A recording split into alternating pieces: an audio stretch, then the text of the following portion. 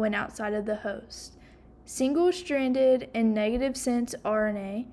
Two surface proteins that are found on the envelope are fusion, which is labeled by F, and hemagglutinin, which is labeled by H. These glycoproteins are what make this virus very contagious because the H protein attaches and binds to the receptor.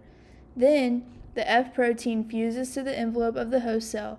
This allows the genetic material to enter the cell and start the replication process.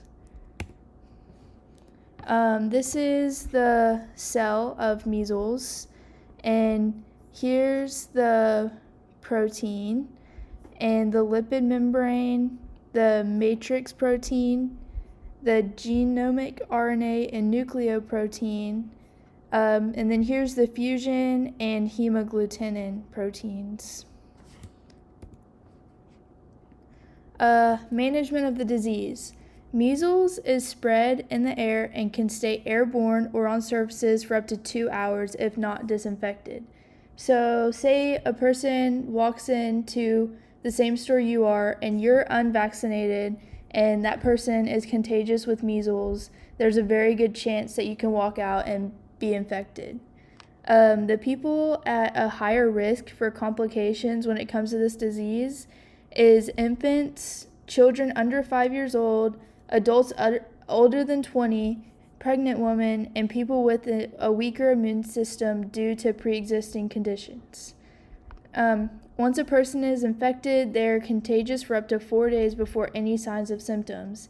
And you can contain the measles in your body for 14 days before any symptoms arise.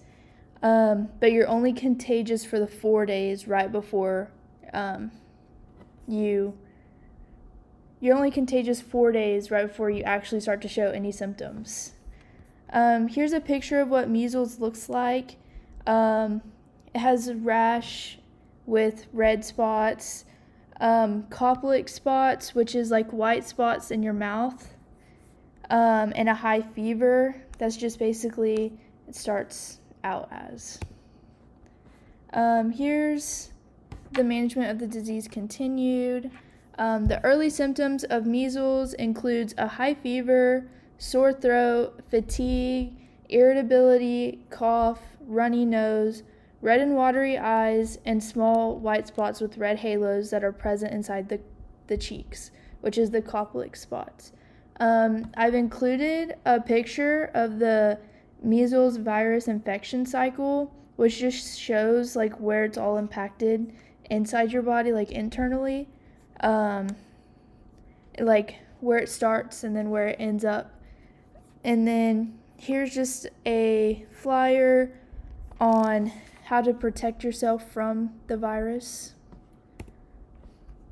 Here's the symptoms, fever, everything, and all your organs that it affects, like your lungs, your eyes, etc. And there's a chance that measles can be fatal. So every virus starts out pretty much with a fever, a sore throat, like it could be anything, but measles stands out with the rash, and just knowing if you've been infected or not could really help get a jump start on if you've been infected from the disease or virus. The next phase of the virus is the rash phase. The rash is red and blotchy and begins on the face, behind the ears, near the hairline. The rash spreads down the body. During this time frame, there's a possibility of a high fever being present. After the rash phase happens, the recovery phase begins. Symptoms begin to decrease. For example, the rash fades and fever falls. All other symptoms slowly go into remission. For example, sore throat,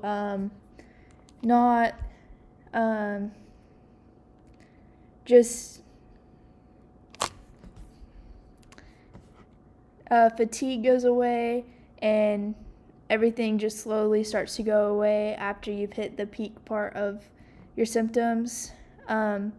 The symptoms are intense, but there is also a possibility for there to be long-term effects. That some are common and some are super uncommon. The long-term effects include ear infections, which could lead to hearing loss, laryngitis, and pneumonia, which is one of the leading causes of death from measles. Pneumonia is really common to get after measles. It really just depends on your body and what happens. Many people recover fully and do not have to worry about any long-lasting symptoms. The main people that have to worry about complications are infants, children under 5, adults over 20, and people with already weakened immune systems from other diseases or viruses, etc. A weakened immune system is a possibility, leaving the person vulnerable to any virus or disease.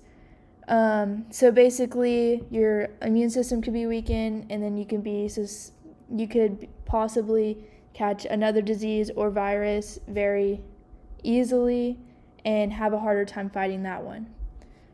Vision loss is a possibility because of an eye infection. One of the symptoms of measles is red and watery eyes, and this could lead to vision loss, but very rarely. And lastly, death can occur, which is scary, but it's always a possibility. The pharmaceutical impact, there is not an antiviral treatment for measles, but there is medication and treatments to help ease the symptoms and can provide a lower risk of death and complications. Options after exposure to measles include people over the age of 6 months old who do not have the vaccination can get the measles vaccination 3 days after contact with the virus. 6 days after exposure, children who are up to 11 months old and not immune to previous illness can receive a protein shot, which is just antibodies for treatment and extra support. So they have extra support to fight this virus.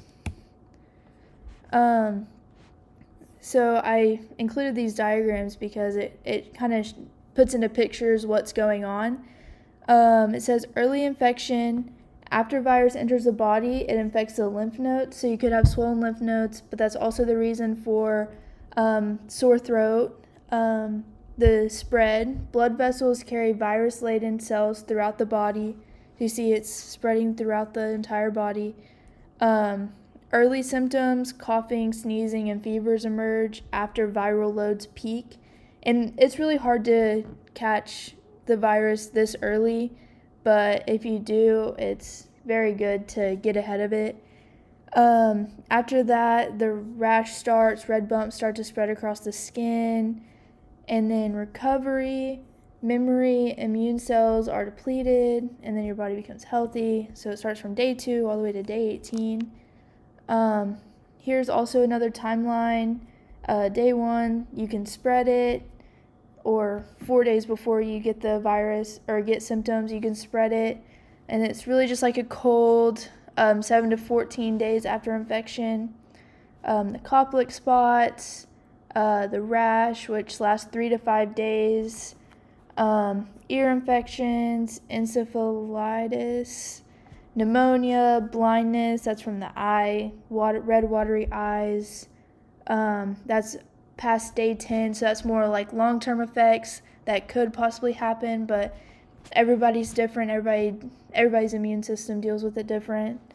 And this is very long after infection, it's year 7, and that panencephalitis is brain inflammation, which could be very crucial to catch and possibly fatal.